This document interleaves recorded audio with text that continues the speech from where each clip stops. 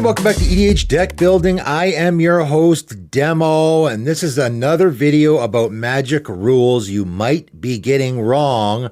And the topic of discussion today is protection, which I think might be the most misunderstood ability in the history of Magic. And this is never more apparent for me than recently, because I made a video about Teferi's protection and how you can get around it. Of course, Teferi's protection gives you protection from everything. And it's unbelievable how many people out there think protection from everything literally means protection from everything. Of course, it doesn't. And in that video, I'll cover what I talked about there because obviously it's relevant for this video. There's actually a couple of different ways you can defeat an opponent after they've resolved a Teferi's protection. In that video, I talked about commander damage because with commander damage, you don't actually have to cause them to lose life. It just counts the number, right? Once that number of commander damage gets to 21, they lose the game. So how much life they have left or how much life they've lost, none of that stuff actually matters because of course with Teferi's protection, your life total also can't change. And protection specifically prevents damage. And if you have an effect that says damage can't be prevented, like that Questing Beast, for example, damage can't be prevented when Questing Beast is in play. And of course, if it's your commander, like it is in the case of my Questing Beast deck, I can still do commander damage after that Teferi's protection has resolved. And if I can get to 21, they will still lose the game. I can't believe how many people commented on that video, this doesn't work because you can't attack them. What? Where did that come from? There's a whole lot of people out there that think you can't attack somebody if they have protection. Sorry, that is not the case. I had quite a few people even getting mad at me because they thought I was spreading misinformation about protection, claiming that you could attack that person when you can't. You absolutely can attack someone after they've resolved a Teferi's protection. It almost always will do nothing, but some cases it will. Maybe there are some people out there that think that attacking someone is targeting them. That is not the case. So if someone has hexproof or protection, you can still attack them. Or maybe there are people out there that think that protection prevents attacking,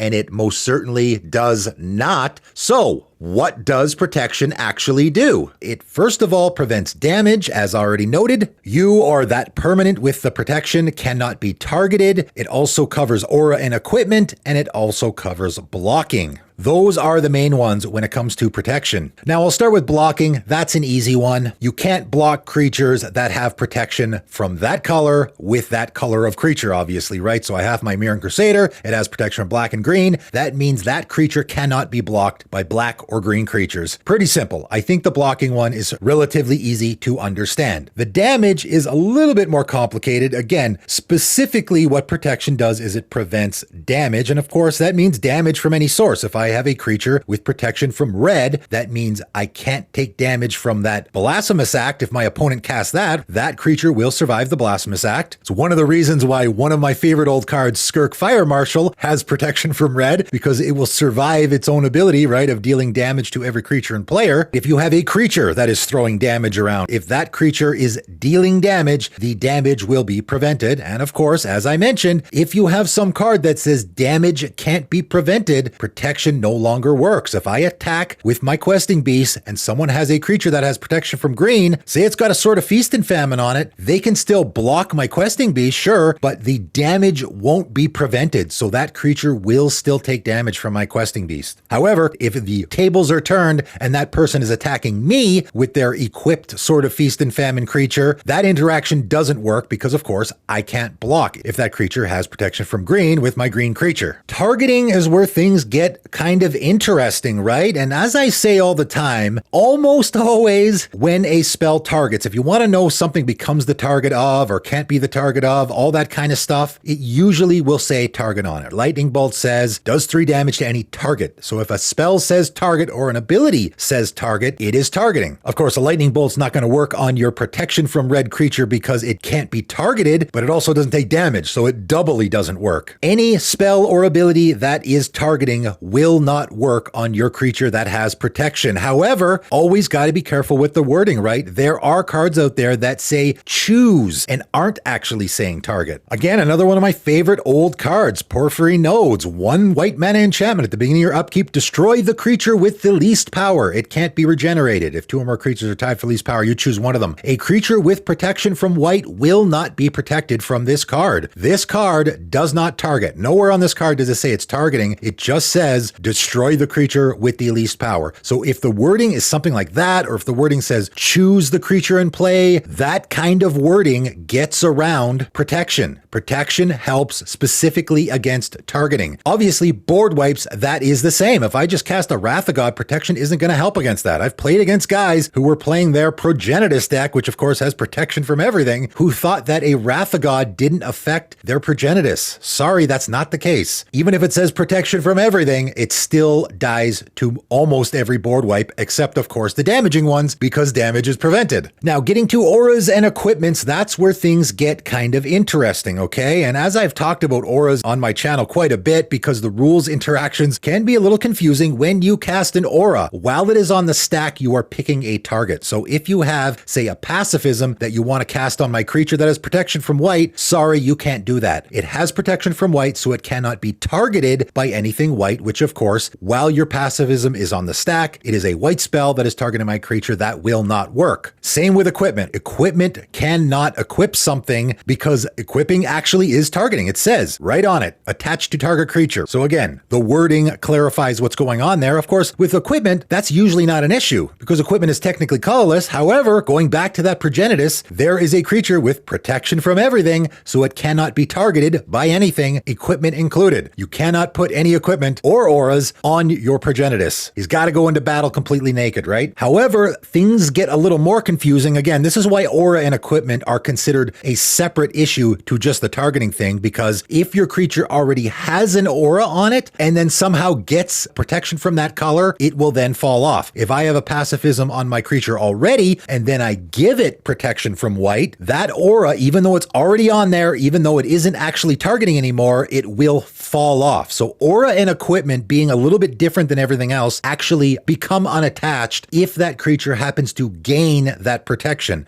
I talked about this in one of my wrong cards video with Kosei, Pentadent Warlord, and Sword of Feast of Famine again was in a whole lot of those decks, and I thought it was a terrible include. It should not be in any of those decks at all, and the reason why is because it gives the equipped creature protection from green. So if I put my Sword of Feast and Famine on my Kosei, it's obviously a fantastic equipment, but in that deck, it's a terrible fit because, of course, everything in your deck is going to be green. So if I go to target my commander with a green aura, if it already has that Sword of Feast and Famine on it, it's got protection from green, so that won't work. Furthermore, though, if it already has a green aura on it, and then I put the Sword of Feast and Famine on it, the aura will fall off. Your commander cannot be enchanted by any green auras as long as it has that Sword of Feast and Famine on it. Whether it came before or after, doesn't matter. The auras will go away. I actually had a very interesting interaction happen with me that I discovered in my Dragon Lord Jamoka deck, and that deck, of course, is built around the idea of turning everything into a black permanent via Painter's Servant. That's sort of the theme of the deck, and I had Sword of Feast and Famine in that deck. I thought, well, there's a great include. I'm making everything black, so if I give one of my creatures protection from black, it'll essentially have protection from everything. Seems like a pretty good fit. Sorry, demo, that does not work. As soon as I put the Sword of Feast and Famine on my creature, it now has protection from black, and guess what? That Sword of Feast and Famine is black. My Painter's Servant turned the Sword of Feast and Famine into a black card. So that means that now black equipment is not able to equip to my creature. So